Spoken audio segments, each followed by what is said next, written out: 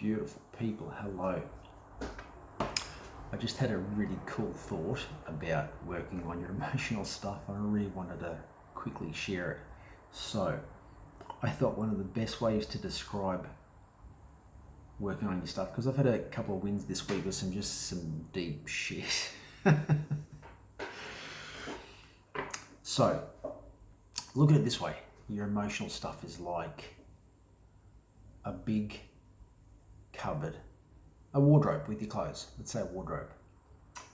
And let's say you started getting the wardrobe, and let's just throw a number in there. Let's say 15 years of age. You started throwing some clothes in that closet, and every season you buy some more clothes. You know, as the year goes along, you buy a few more clothes, and there's a challenge with your cupboard. There's mold in the back of it because the cupboard's damp, because it doesn't get aired properly, it doesn't get cleaned out. Stuff from the back of the cupboard never gets brought out to the front of the cupboard. Some stuff goes in the cupboard, gets forgotten about, doesn't get washed.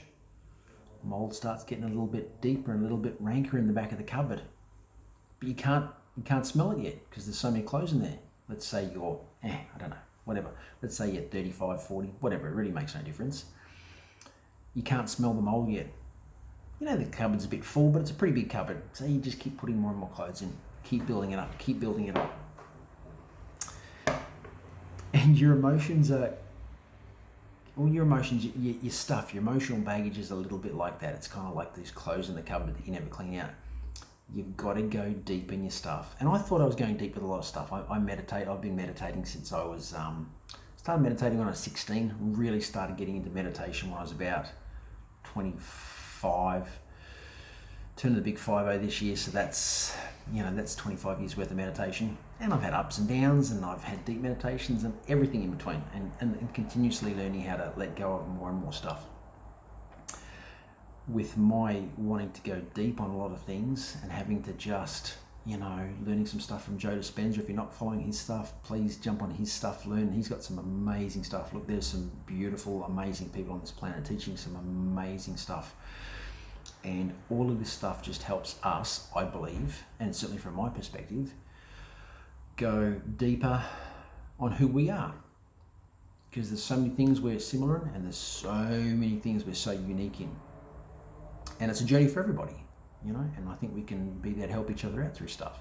So, your emotional baggage, like clothes in a cupboard or wardrobe that you never pull out. And after a while, that stuff at the back of the cupboard, that moldy stuff, is getting stinkier and stinkier and stinkier. And let's say that's kind of like your behaviors or the results that you're getting. For me personally, I'm going to say like it was the results I've been getting in my life, and understanding the difference between kind of victim and ownership.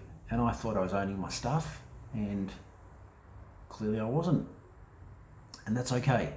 And that's okay, because I had to learn a little bit more and stuff like that, and there's probably still going to be more to learn, and that's okay too. The cool thing about that is I've made that decision to kind of go, well, the last 3 months with a lot of stuff in life for me have been pretty fucking stinky and shitty, basically. Life's always good. That's just my stuff I'm working through to clear through it, to get better, to step up, to evolve, to look at stuff that's working and not working for me, to take accountability of my stuff. There's going to be times, and you're probably going to hear this from lots of people, where it's easy. There's times where it's a little bit and there's times where it's fucking hard, and you just don't want a fucking thing to do with it. And it's okay too. And it's okay. There's another guy I've been following lately, Kyle Cease. He was in that movie. If you haven't seen it, 10 Things I Hate About You. He played the character Bogey Lowenstein, I think. His name's Kyle Cease. He's got some really cool stuff. And I'm learning a lot from him at the moment in regards to just not judging our stuff.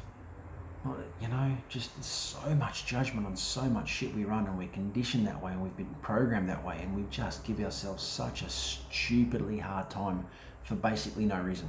We don't deserve it, and it's stupid what we do. It's stupid, the programming. So my thing that I've been working on is deconstructing through another lady that I follow in Bali, Leah Still. She's pretty good too. Follow her stuff. And that whole thing of wanting to deconstruct the programming, because everything that's in here, in the brain, the way that the brain's wired, and the way that we do things, our paradigms, our thoughts, our beliefs, everything regarding our psychology and how we do life and how we show up is all programmed. It's all programmed. Once it goes in, it's programmed. You know, and some of those programs, probably a lot of those programs for a lot of us, I certainly know for me, get to that point where you've got to dismantle them, you've got to deconstruct them, because they're incredibly unhealthy for us, for our psychology, for the cells in our being, these beautiful bodies that we have to get around in on this planet while we're here. And it's just something you have to do. So maybe, I know this is going a little bit longer than I had thought, however, it is what it is. Maybe if you're willing to open up that wardrobe and just go, take out a piece at a time. Don't just take the stuff at the front. Push some of that stuff to the side. Reach for that stuff at the back of the cupboard, back of the wardrobe that's never been taken out. But be kind to yourself and be gentle, and there's going to be times where you need to give yourself a kick up the backside. And there's going to be times where you need to just take your time, and you just need to do one little step. Sometimes those steps are going to be big and sometimes they're not, and that's okay. It's okay. You know, you're born, you die. Everything else up to us. Everything in the middle is up to us. The trick with that, I believe, is still you've got to become aware and conscious of that. And a lot of people, unfortunately, for whatever reason, they're asleep to it. They don't want to know about it, whatever it is, and that's okay. And that's okay too. Just, you've got to be great at being you. So, yeah, don't be afraid. The stuff is never, ever as bad as you think. Look, I know there's some people out there that have been through some horrific stuff. I was telling one of my sons a couple of hours ago, and I think, you look at Oprah's story. That's pretty phenomenal. You look at Tony Robbins' story. That's pretty out there as well. And there's a lot of people. And you look at Richard Branson's story, and you know, but you look at these are three people that are doing beautiful, amazing things on planet Earth for human beings and the world and the animals and all of us. You know, and then you can have somebody that had a beautiful childhood that turns out to be a piece of shit asshole. You know, you've got to take responsibility of your own stuff. You've got to own who you are. If you don't like stuff about yourself, great awareness. Start there and then slowly start changing the things that you don't like. If there's things about yourself that you like, great, strengthen those things. Cool, you know. But you've got to be willing to go to the back of the wardrobe and pull those fucking clothes out there in the back of the cupboard, getting all fucking stinky and moldy and shitty and fucking up your life. You have to. You have to. You have to. Ain't nobody going to do it for you. And that's the same with everything. I said to my sons, I said, I'll stand here, and if you need a bit of coaching and mentoring, I'm happy to hold the door open for you as long as you need it. But I will not do the work for you. I can't. You know, and that's really tough when you're a parent, when you fucking love your kids and you see them going through shit and you want to just help them, and sometimes you've got to let them drink a bit of salt water and cough up some shit. You know,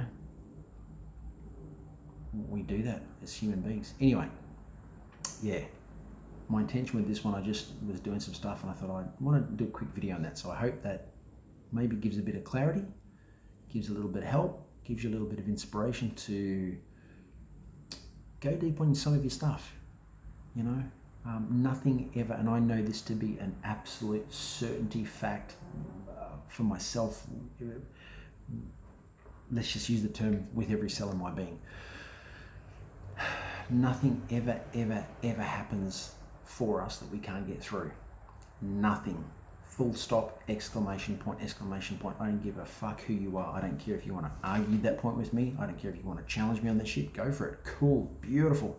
I mean, you're starting to wake the fuck up, which is good. Too many people are too asleep on this planet. It's time to wake up. It's time to wake up to your brilliance. I mean, look, we're infinite, brilliant potential. Infinite, brilliant potential. Infinite, brilliant potential, but it's your choice, it's my choice, it's my kid's choice, it's my partner's choice, it's the neighbour's choice, it's your family's choice. It's all potential. All right, Just got to be great at being you. That's all you got to do.